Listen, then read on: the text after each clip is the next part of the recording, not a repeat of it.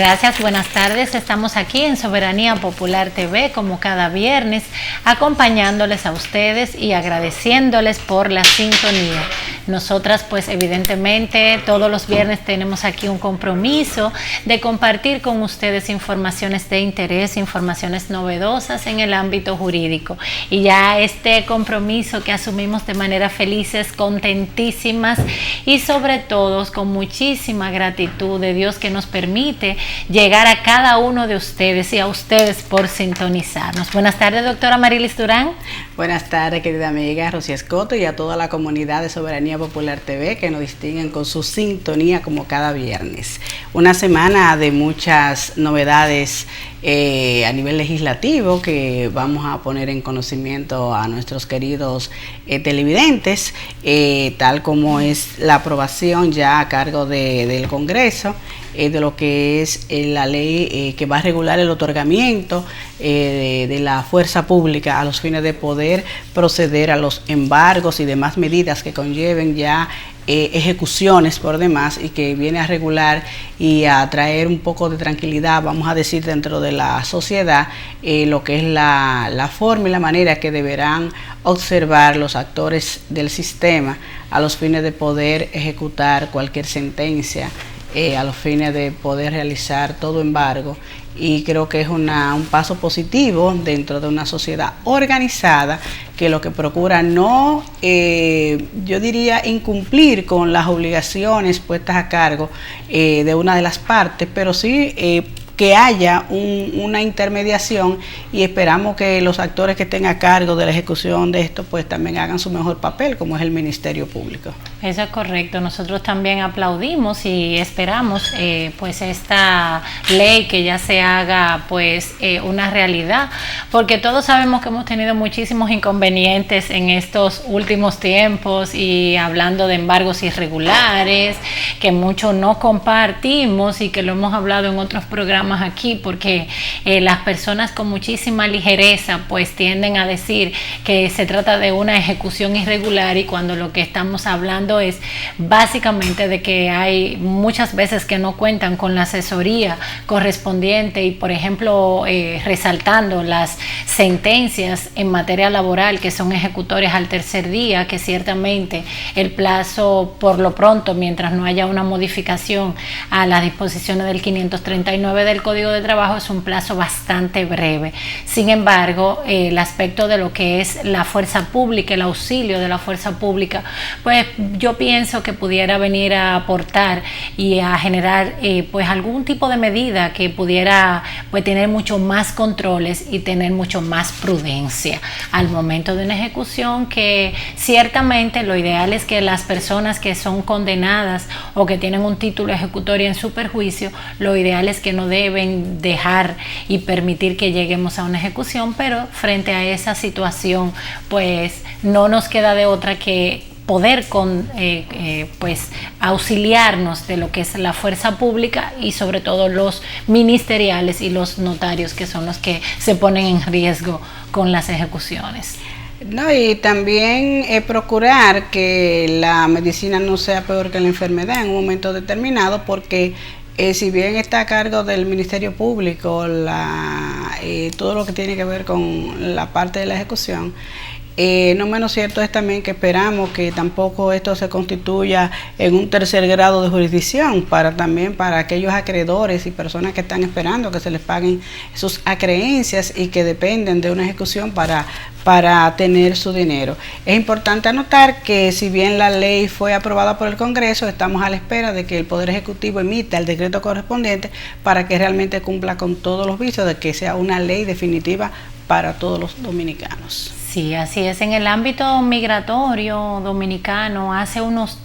días, unas semanas, bueno, de hecho todavía no estaba yo integrada a las labores, pues vimos con muchísimo beneplácito del aspecto de la salida o autorizaciones de salida de menores. Todos sabemos que la Dirección General de Migración es la que otorga la autorización luego de que los padres en caso de que ambos padres sea que vayan a autorizar cuando se trata de que un menor de 18 años va a viajar con un tercero, o cuando es uno de los padres que viajará en compañía del menor, pues el otro padre autoriza mediante una declaración notarial y se hace una serie de procedimientos que se sube a la plataforma de la Dirección General de Migración, un procedimiento a veces que se torna para algunos un poco complejo. Sin embargo, la Dirección General de Migración pues puso en conocimiento que este permiso extendido, que ya había sido hace un tiempo extendido a 90 días, pues solamente se va a requerir lo que es la declaración de los padres ante notario. O sea que ya esa parte de toda esa información que requiere migración y todo ese procedimiento que a veces se torna complejo y mucho pasa siempre, doctora, porque por lo regular dejamos las cosas para la última hora y los clientes, no sé si a usted le pasa, le llaman, es que me voy el miércoles y te están llamando hoy martes al mediodía para viajar con sus menores. O sea que esa decisión pues evidentemente tiene sus pros y sus contras, porque sabemos que muchas veces los notarios pues no tienen la posibilidad de poder constatar que toda la información y esa declaración y esa voluntad realmente guarda una relación 100% con la verdad, pero la intención de migración me entiendo que es viabilizar y facilitar los inconvenientes y los costos para las personas que de alguna manera por placer o por necesidad tengan que viajar en compañía de un menor. Una pregunta, desglosando un poco todo lo que usted ha dicho para que se entienda un poquito más claro. ¿Significa que ahora para la salida de un menor bastará simplemente la autorización de papá y mamá?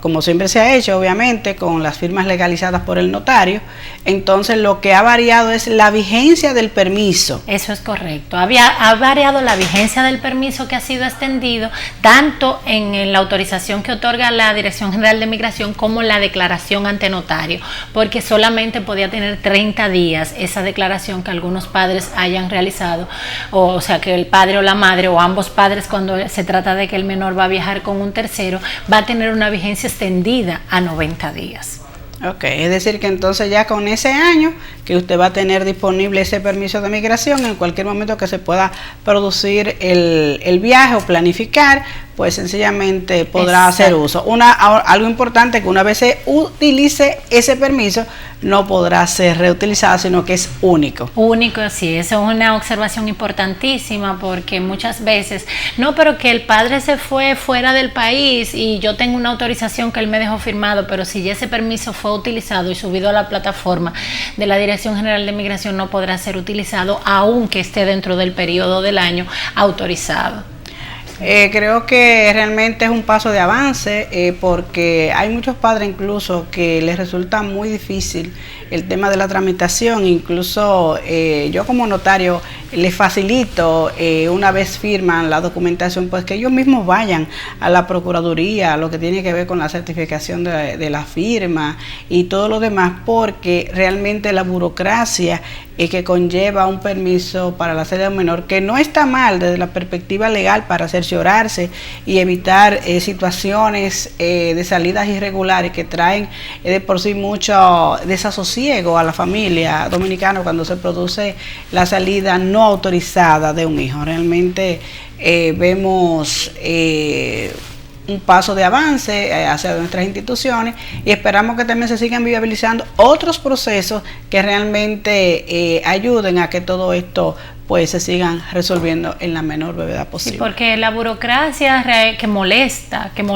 y que la gente a veces cuestiona bastante es única y exclusivamente con la intención de proteger al menor. El interés superior del menor está por encima de todo. Y qué bueno cuando usted, frente a una situación difícil que tiene con un padre o una madre, usted se ve en la necesidad y en la obligación de tener que buscar la autorización y no que ese padre vaya a sustraer ese menor. Y además existe un procedimiento de que si si uno de los padres se negara sin motivo que realmente pueda justificar, por lo cual entiende que no es conveniente ese viaje para el menor, pues existe un procedimiento ante lo que es el Tribunal de Niño, Niña y Adolescente con la intención de poder salir con su menor, porque mucha gente dice no, porque el padre se negó y hay diferencias entre ambos padres y entonces afecta al menor. Si usted como madre quiere salir, viajar con su hijo y su padre simplemente se le tranca porque quiere manipular, porque simplemente entiende que le quiere hacer la maldad por lo regular entre los adultos sin pensar en el beneficio del menor, pues si usted tiene un viaje programado, asístase de un profesional con el conocimiento y usted va a obtener esa autorización de parte del Tribunal de Niños, Niñas y Adolescentes, que es quien está llamado a procurar y a proteger y a velar por el interés superior del menor en ese tipo de situaciones. También es importante preguntar, doctora, una vez haya sido otorgado el permiso por un año, si acontece algún hecho dentro de ese año que no se ha utilizado ese permiso y que hacen pensar a ese padre que ha autorizado que la naturaleza del viaje consentido es diferente a lo que fue, a lo que se va a ejecutar, que se va a quedar el niño, que hay otras situaciones que han intervenido, yo asumo que podrá en todo momento poner una oposición ante migración a la salida, no obstante la autorización otorgada. Sí, si tiene la vigencia, pues evidentemente hay una situación que entiende el padre que, por ejemplo, yo le di la autorización a mi esposo para que sacara a mi hijo para las Navidades, pero resulta que él simplemente no hubo el viaje, no se ejecutó, y hay una situación que desde mi óptica como padre entiendo que es preocupante de que el menor salga y haya algún tipo de riesgo, pues independientemente de que el permiso esté vigente y que como tal lo mantenga la vigencia, pues usted como padre puede acercarse a la Dirección General de Migración y hacer las oposiciones correspondientes a los fines de que el menor no viaje o no deba viajar porque usted entiende que es lesivo, preocupante o que le puede hacer algún tipo de daño. Bueno, aclarado todo esto, creo que estamos preparados prácticamente para la pausa. Hoy tenemos un programa que promete informaciones importantes. Hoy vamos a abordar sobre lo que son las asociaciones sin fines de lucro, qué son, cuáles son los requisitos, cuáles son las instituciones llamadas a regularlas y en fin, todo lo que tiene que ver con las asociaciones sin fines de lucro, las llamadas ONG. Después de la pausa, pues seguimos con las informaciones por Soberanía Popular TV.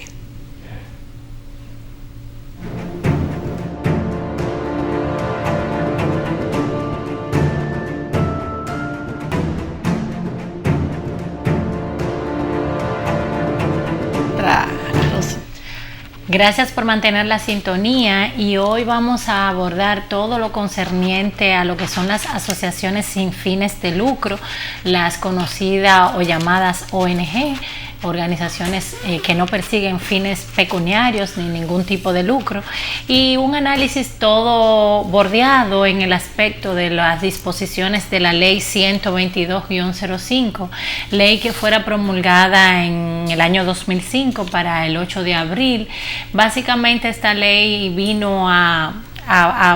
vamos a decir, a revolucionar todo lo concerniente al procedimiento, a los mecanismos, a las definiciones y a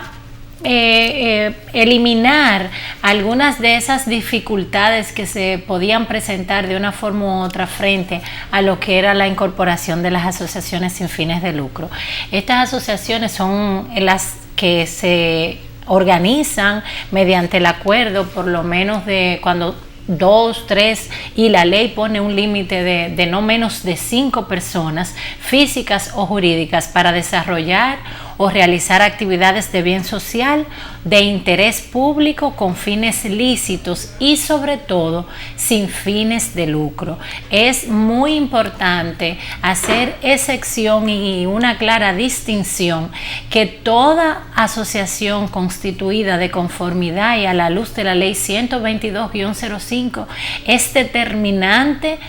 tener claro que la intención es el beneficio del bien común y no procura conseguir ni obtener ningunos fines lucrativos. Doctora. Eso es así, y cuando te referías a la viabilidad de la ley 12205, una de las facilidades que trajo para toda aquella persona o entidades que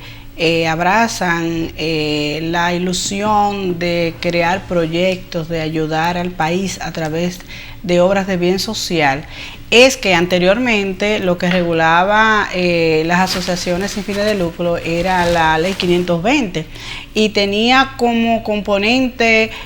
político que era el presidente de la República que tenía que otorgar la autorización. Es decir, que si usted no tenía un llave cercano, pues sencillamente él era muy difícil tener una ONG. Hoy día, a través de la ley, pues sencillamente esa función ha sido delegada a lo que es el Procurador General de la República y también a los presidentes de cortes de los departamentos judiciales de los diferentes departamentos que están en el país. De modo tal que, por ejemplo, aquí en la capital, toda persona o grupo de personas, porque no es única, cabe destacar, porque se requiere un mínimo de 5 miembros para poderla constituir, y una vez tenga esa decisión, ese grupo de ciudadanos de bien, pues debe cumplir una serie de requisitos desde la perspectiva legal y desde la perspectiva fiscal. Sí, ciertamente, doctora, viendo o haciendo una comparación de lo que establecía una ley y la otra, en efecto, los mecanismos fueron y lo que es el procedimiento mucho más simplificado y sobre todo ese aspecto que usted bien resalta. Y viendo uno de los objetivos de la ley y de las motivaciones, es que realmente las instituciones sin fines de lucro desempeñan un importante papel para lo que es el fortalecimiento y el desarrollo de la sociedad, o sea, de una sociedad más plural, más participativa, más democrática, y cada vez vemos que muchas asociaciones de esta naturaleza realmente hacen un aporte extraordinario para lo que es la sociedad y sobre todo un aporte muy significativo en las diversas áreas en las que realmente puede existir. Las asociaciones sin fines de lucro, de conformidad con la ley, pues vemos que tiene una clasificación que es muy importante que usted que nos está mirando y usted que tiene la intención de o ya lo que es como proyecto constituir una asociación sin fines de lucro, que en este programa usted pueda identificar que existen diversas clasificaciones y de acuerdo al lo que es la orientación de cada asociación. En ese sentido, doctora, si puede compartir con nuestros televidentes las diversas clasificaciones de las asociaciones. Bueno, tenemos que, de acuerdo a la ley 122, existen las asociaciones de profesionales, que son aquellas que están formadas por profesionales de distintos ámbitos. También están las organizaciones empresariales, que son aquellas que están constituidas por diversas empresas y sociedades con un carácter productivo, industrial o comercial o de servicios en defensa o intereses de sus afiliados. También existen los clubes recreativos, como ya sabemos, son aquellos cuya membresía está formada por ciudadanos que comparten intereses por el desarrollo común de las actividades para tal carácter. Y también tenemos las organizaciones religiosas, que son las logias, las iglesias, como todos conocemos, que también se unen para los fines de un propósito común, que es profesar la fe o de acuerdo a lo que son los estamentos que conllevan la religión que han abrazado, siempre de conformidad con la ley y de acuerdo a las normas morales que establece nuestra sociedad y nuestra Constitución. Existen también las organizaciones de personas jurídico-públicas, que son aquellas que están formadas por entidades, organismos e instituciones con personalidad jurídico-pública. Están también las asociaciones mixtas, que no son más que tienen como finalidad el desarrollo o el conjunto de actividades que son propias de las asociaciones de beneficio público o servicios a terceras personas y las de beneficio mutuo. Es decir, que cualquiera de las modalidades que establece la ley, necesariamente la tipología que se escoja de acuerdo al interés que tenga el grupo que desee formar la ONG, deberán establecerlo mediante estatutos sociales, el tipo de ONG que han elegido, y de acuerdo al tipo escogido, pues también tendrán que cumplir con una serie de regulaciones. Pero es importante destacar que constituir una ONG hoy día realmente resulta relativamente fácil y relativamente difícil. ¿Por qué lo decimos? Cuando usted no conoce de los procesos, obviamente está muy centrado en la parte legal, porque los estatutos deben establecer el nombre, que dicho sea de paso debe primero estar registrado en ONAPI a los fines de poder garantizar que no colida, que no coincida, que no sea un nombre ya de otra institución que haya sido creada. Debe procurarse en sus estatutos establecer lo que es el domicilio, lo que son los derechos y deberes de los miembros, debe establecer lo que es el año fiscal, cuáles son los organismos que van a regular esa institución, también va a regular lo que es el proceso de disolución. Pero también, aparte de esos estatutos, con todo el glosario que establece la ley 122 más el decreto 4008, que debe observarse también, que fue posterior a la ley, pero que complementan muchas de las informaciones y procedimientos que no contempló de manera inicial la misma. Entonces, una vez usted tiene sus estatutos, hay que hacer una asamblea, obviamente, para poder aprobar esos estatutos, y deberá depositarse todo un expediente ante la Procuraduría General de la República, que hay un departamento a tales fines, si es en el distrito, si es ya en provincias o municipios, tendría que ser ante el presidente de la Corte de Apelación del lugar donde vaya a operar la ONG. Es importante destacar, Rosy, que las ONG deben establecer un domicilio, un radio de acción donde van a trabajar, pero de igual manera están llamadas, una vez se constituya, que hay dos pasos previos. La primera es que la Procuraduría recibe la documentación con la cédula y todo lo que tiene que ver con el nombre comercial de la institución, y una vez verifica que se ha cumplido con el procedimiento, emite lo que se llama un registro provisional, para que dentro de un plazo, pues esa institución proceda al registro de esos documentos, a depositarlos en los tribunales de la República, llámese en la Cámara Civil, el Juzgado de Paz correspondiente al domicilio donde va a operar. Posteriormente debe hacer una publicación en la prensa, donde se va a establecer dónde fueron publicados, dónde fueron depositados esos documentos, y una vez ya se tiene todo ese glosario, debe ir a la Dirección General de Impuestos Internos a los fines de que le pueda ser asignado un registro nacional de contribuyente como ONG. Mire qué interesante, y que esa última parte que usted bien señala es muy importante a tomar en cuenta, porque si bien le vamos siguiendo lo que la compañera nos está resaltando, paso a paso, que como bien señala parece ser simple, pero no tan simple como se pinta, y sobre todo cuando usted decida hacer y conformar una asociación sin fines de lucro, la recomendación siempre es buscar un abogado con el conocimiento para que todos los pasos que usted dé lo dé de manera adecuada, principalmente antes de usted pensar en publicar algún tipo de nombre, saber que debe tener los registros de dicho nombre ante lo que es ONAPI, la oficina de registrar el nombre y lo de la propiedad intelectual, y ya luego lo del aspecto del RNC, doctora, que me parece muy interesante, porque a veces por el hecho de no procurar lucro, pues pensamos que no tienen obligaciones fiscales de ninguna índole, y sobre todo la personería jurídica que se cierra ya con este número de registro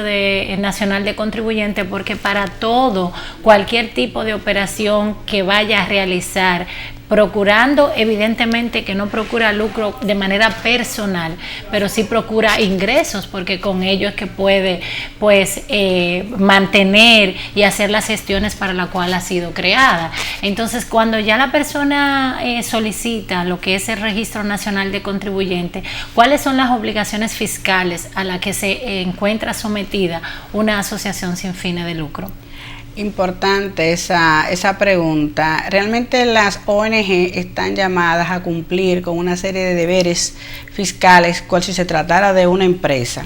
¿Por qué? Porque si bien es cierto que no persigue fines de lucro, una vez tienen un RNC, cuando cualquier contribuyente desea hacer una donación, un aporte a una ONG, pues esa entidad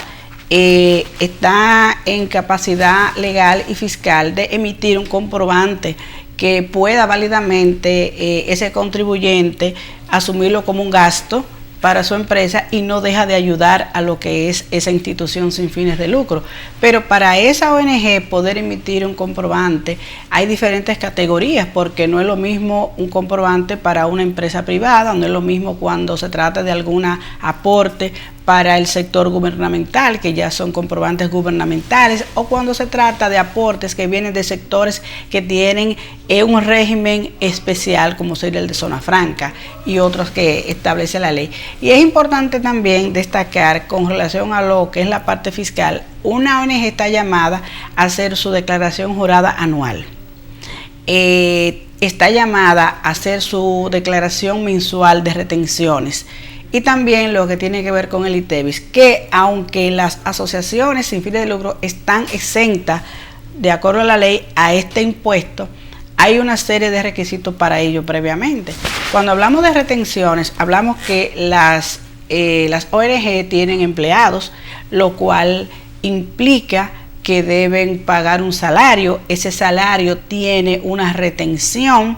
y esa retención hay que pagarla al fisco los primeros 10 días de cada mes. De igual manera, cuando contratan los servicios de terceras personas a los fines de realizar una labor, cuando es de manera personal, pues sencillamente también hay una retención que debe hacer y debe declararla mensualmente. De igual modo, hay algunos servicios que las exenciones no entran y que están llamadas a pagar las ONG, y cuando usted requiere de un servicio a los fines de alguna actividad o a los fines de algún servicio que está llamada o necesitada la institución, pues el suplidor debe emitirle una factura con comprobante fiscal con el ITEVIS correspondiente. Eso realmente CITEVI se ven llamados a pagarlo en caso de que entiendan que no corresponde pagar. Y esa ONG tiene necesariamente que ir a Hacienda, al Ministerio de Hacienda, al departamento correspondiente, que es el departamento de exoneración, que deberá expedir una autorización expresa por escrito, una certificación que dice que ese servicio o ese bien que va a adquirir está exento. Y sobre esa base, entonces, ese suplidor podrá emitir una factura sin comprobante que no contenga el ITEVIS. Podrá tener el comprobante, pero no va a reflejar el ITEVIS, pero en función y basado en esa certificación. Pero es importante también destacar que las exenciones en materia de lo que son las ONG están muy regulados por lo que es el Ministerio de Hacienda, porque la ley per se no es que yo voy a comprar a nombre de la ONG y que ya por eso la persona me tiene que facturar sin ITEVIS. No, debe estar previamente con una factura pro forma en la cual pueda el Ministerio de Hacienda previamente a través del departamento establecer que está exento. Obviamente, en términos prácticos resulta muy burocrático conseguir estas certificaciones, a menos que se traten de montos importantes, porque esas autorizaciones por lo general conllevan entre 30 a 45 días para que sean emitidas, si es que ellos consideran que proceden, porque hay algunos renglones como alquileres, alimentos y bebidas que no están previstos ni están siendo autorizados como exención. Y otra parte importante de lo que es las responsabilidades en el orden fiscal es que también el hecho de no cumplir con estas obligaciones implica sanciones de acuerdo a lo que establece el Código Tributario. Y cuando esas obligaciones sobrepasan los 3 años, llámese con las declaraciones juradas, puede incluso hasta conllevar la inhabilitación de la institución a nivel de lo que es el RNC ante la Dirección General de Impuestos Internos. Es decir, que hay todo un glosario, y es importante también, querida Rosy, que los ciudadanos conozcan en el proceso, en la parte operativa de las ONG intervienen varias instituciones.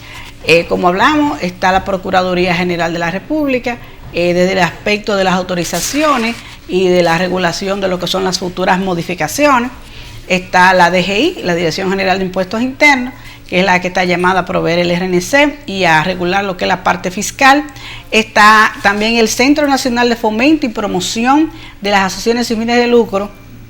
que es una entidad que está adscrita al Ministerio de Hacienda por el tema de las subvenciones. Es importante también señalar que no es lo mismo una ONG cuando tiene subsidio de parte del Estado a cuando no lo tiene. ¿Por qué? Porque si esa ONG desea tener fondos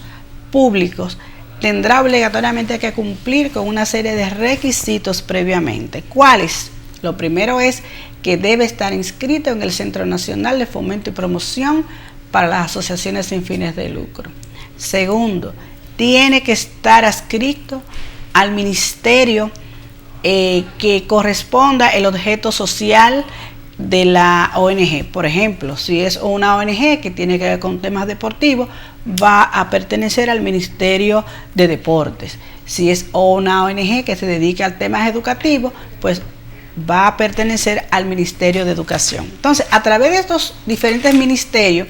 esta asociación tiene que rendir cuenta de todo lo que son sus actividades. Pero hay una parte importante. También interviene la Cámara de Cuentas, Rosy, a la cual los primeros 15 días de cada mes esa ONG tendrá que rendir un informe, pero no solamente un informe,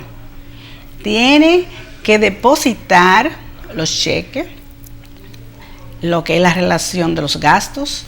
con su soporte, que coincida o sobrepase, porque puede ser que tú tengas fondos de otras actividades que no necesariamente sea de la subvención, y que cumplan con todo eso. Ahora mismo incluso hay una plataforma que dispone el Ministerio de Economía y Desarrollo para los fines de suministrar los gastos, las informaciones, y es que por la vía de la plataforma online podemos enviar los reportes. Pero también para poder optar por lo que es una subvención, que dicho sea de paso, no es fácil conseguirla, porque se requiere primero que esa ONG disponga de un proyecto viable, real, con un presupuesto, que de acuerdo al presupuesto y de acuerdo al impacto que pueda tener ese proyecto, pues a través del Ministerio de Economía y Desarrollo, en el departamento correspondiente, evalúan la documentación, y esa documentación pues se envía al Congreso dentro de lo que es el presupuesto general de la Nación, en donde hay una comisión que trabaja y determina si realmente cumple con el propósito, si realmente es factible la asignación de la subvención, y también evalúa la cantidad que amerita, porque te pueden presentar un presupuesto de 10 millones de pesos, pero es posible que dentro de la finalidad y la distribución que hay en el capítulo del presupuesto nacional que hay para lo que son las ayudas para las ONG, sencillamente no lo cubre, y te van a tal vez aprobar un porcentaje.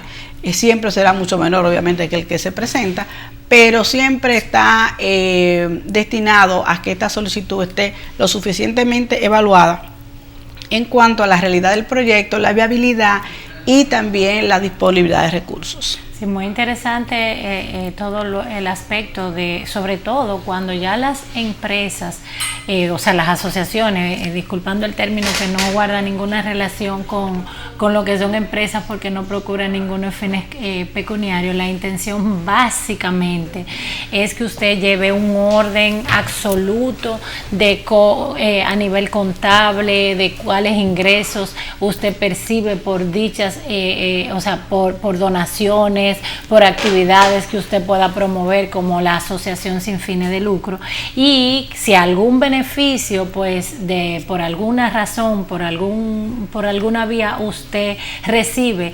a través de lo que es la conformación, pues deben establecerse de manera clara hacia dónde van esos fondos. No permite, la ley prohíbe de manera expresa que ningún beneficio podrá ser distribuido o repartido entre sus miembros o entre los cónyuges de los miembros, que son básicamente beneficios para el fin determinado. Con relación a la subvención, doctora, muy interesante toda la aclaración, porque a veces las personas entienden, voy a constituir una ONG e inmediatamente yo voy a recibir beneficios. Una vez si me pongan en lo que es la distribución del presupuesto, yo voy a comenzar a conseguir beneficios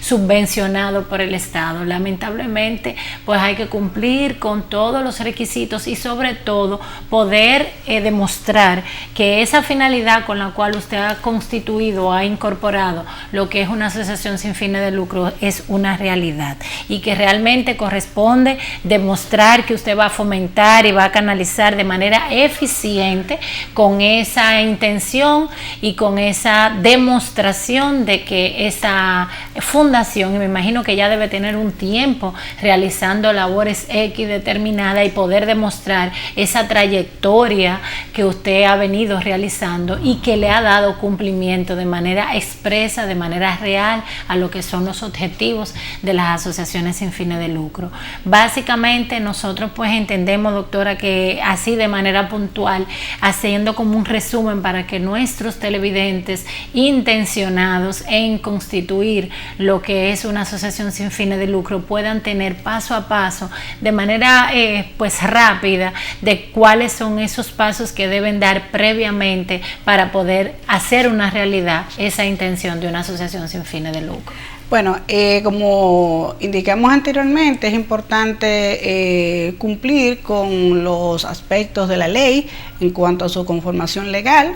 con sus estatutos, su asamblea, con todas las exigencias que establece la 122 y el reglamento 4008. Deben inscribir una vez sea autorizado por la Procuraduría General de la República o en su defecto por el presidente de la Corte de Apelación del Departamento Judicial del lugar donde vaya a operar esa ONG, pues deben inscribirse ante la DGI para la obtención del Registro Nacional de Contribuyentes, y deben proveerse a partir de ahí del tipo de facturación que podrán emitir, comprobantes fiscales normales, comprobantes fiscales para empresas, para entidades gubernamentales o sectores que tienen algún tipo de régimen especializado. Pero también es importante, amén de la parte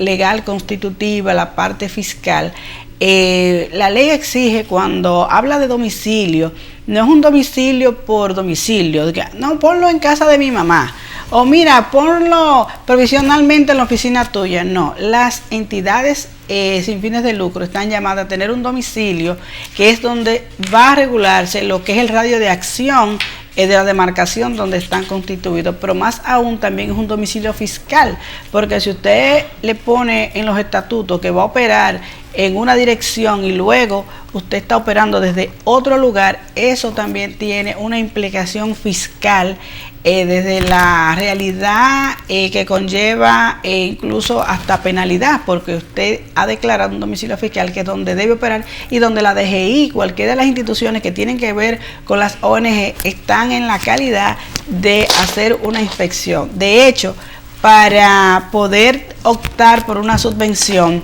es obligatorio que la ONG disponga de un local comercial, que tenga un contrato de alquiler, que los servicios de, llámese agua, luz, teléfono, estén a nombre de la entidad, de modo tal que pueda comprobarse que ciertamente hay una actividad seria, coherente y sobre todo que va con el objetivo y la misión para la cual ha sido declarado. No hacerlo de esta manera puede implicar, si tiene subvención, que lo pueda perder.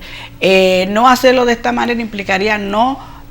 tomarse en cuenta a los fines de poder optar por esta subvención, que, como dije anteriormente, no es tan sencillo obtenerla, porque se requiere de una organización fundamental en la parte legal, en la parte fiscal, de manera continua, de manera permanente, porque hay que estar enviando reportes que tienen que estar a la par con todo ese tipo de cumplimientos que acabamos de señalar. Y algo importante también, doctor, entrando mucho en el ámbito de su especialidad, que es la materia laboral, también las ONG están llamadas a tener empleados, a tener colaboradores, y eso también tiene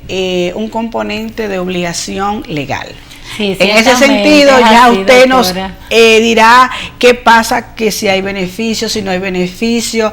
cuál es el salario que debe operar en este tipo de instituciones. Sí, tal como usted bien señala, una de las consultas muy frecuentes que nos hacen en nuestro despacho es la parte de cuando, por ejemplo, una asociación sin fines de lucro que ha contratado los servicios de un colaborador determinado, pues la gente entiende que como es una entidad sin fines de lucro, pues no tiene obligación al momento de la terminación del contrato de trabajo, de las obligaciones laborales, o sea, prestaciones, derechos adquiridos, y eso es totalmente incierto. Toda asociación sin fines de lucro, como bien su nombre lo indica, la única exención o la única obligación que no tiene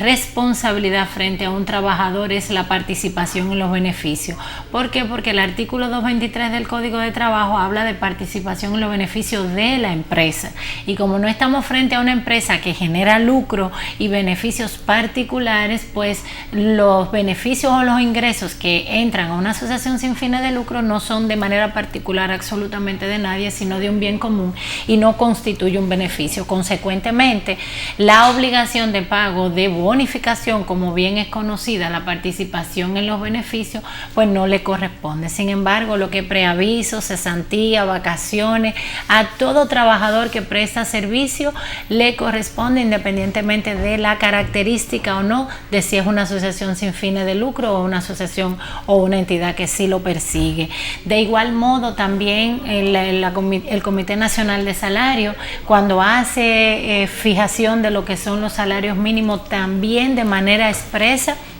ha definido el salario mínimo que están llamados a pagar las asociaciones sin fines de lucro y opera un aumento conforme opera para las entidades privadas. Otra obligación que tienen los trabajadores y derechos generados los trabajadores que prestan servicio para una ONG es la tesorería de la seguridad social. Es una obligación expresa, por ende, toda esa parte de lo que es contabilidad organizada y un asesor en esa materia, usted como propietario o presidente, porque no es un bien común, que no me salgo del contexto de lo que es una empresa de manera fácil para la diferenciación con una asociación sin fines de lucro, debe llevar una contabilidad organizada porque todos sus trabajadores, colaboradores tienen que estar registrados en la tesorería de la seguridad social y beneficiarse de todos las condiciones del sistema dominicano de seguridad social, es decir, salud, pensiones, riesgos laborales, y los aportes van a ser de manera exacta como cuando si se tratara como de una empresa privada, una aportación por parte de la asociación sin fines de lucro y una aportación por parte del colaborador para de manera conjunta hacer el aporte a lo que es el régimen contributivo y que estos puedan recibir esos beneficios. La Tesorería de la Seguridad Social, la ARS, la AFP, su fondo de pensiones de manera al momento del retiro y lo que es cualquier tipo de riesgos laborales. O sea que la excepción o la exención que hace de manera expresa es exclusivamente en lo que es el aspecto de la participación de los beneficios, o sea, lo que es la bonificación pura y simplemente. De igual manera, entonces están llamadas a cumplir con los requerimientos del reglamento del Ministerio de Trabajo, que tiene que ver con las declaraciones de nóminas, cartel de vacaciones, planilla, es decir, que todo eso, porque hablamos a veces de una ONG que puede tener un empleado, pero hay instituciones sin fines de lucro que realmente por la gran labor que tienen a su cargo y el tiempo que tienen operando, muchas veces disponen de colaboradores de una cantidad importante. Entonces se hace necesario que el Ministerio de Trabajo, de conformidad con la ley, pues tenga conocimiento y se cumpla con eso. Es decir, que tener una institución de estas características, si bien no podemos pensar en lucro personal, en donde usted puede obviamente dentro de una labor en la institución, pero que se justifique, que se corresponda, porque así como se le paga a los trabajadores de acuerdo al nivel de ingreso que tenga la institución, el trabajo que se realice, no menos cierto es que todo esto también está regulado, que no venga a constituir un vehículo de lucro indirecto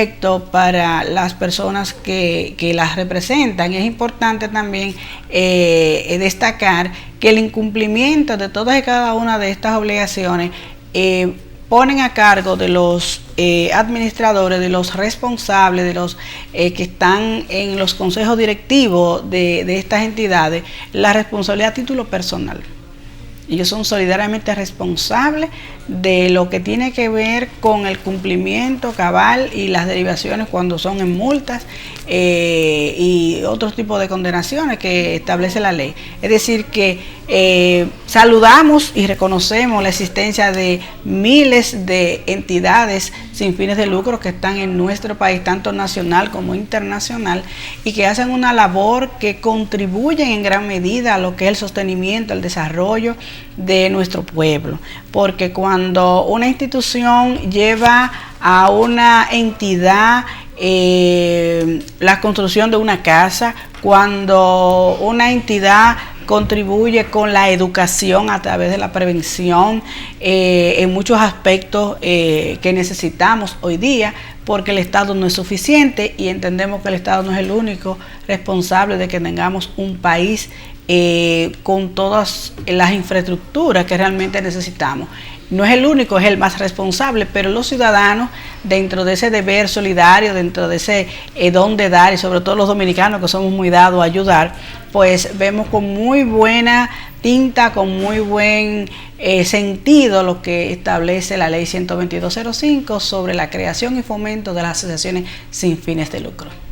Nosotros, doctora, ya prácticamente llegando al final de este programa, despidiéndonos por este viernes e invitándoles a ustedes a sintonizarnos cada viernes a nosotras y de lunes a jueves todo el contenido del programa Soberanía Popular TV por tu canal 19. Y hacerle la observación de que si usted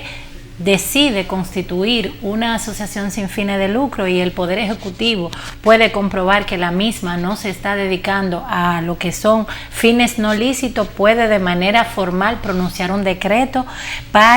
a petición de la Procuraduría General de la República para la disolución. Así que mucho ojo, muy interesante todo lo que hemos compartido con ustedes en esta tarde. Agradecidas por la sintonía y doctora, nosotros nos despedimos por hoy, llegamos al final. Ay, el tiempo en televisión es tan corto, de verdad que uno se queda con muchas informaciones en el tintero, pero la idea es llevar de manera sintetizada lo más importante de los temas que tratamos, y ya a partir de ahí pues cada ciudadano pues tiene la plena libertad de seguir investigando y contratar los servicios que considera a los fines del propósito que requiera. Pues señores, llegamos al final, que pasen un feliz fin de semana, sean felices, paz ante todo.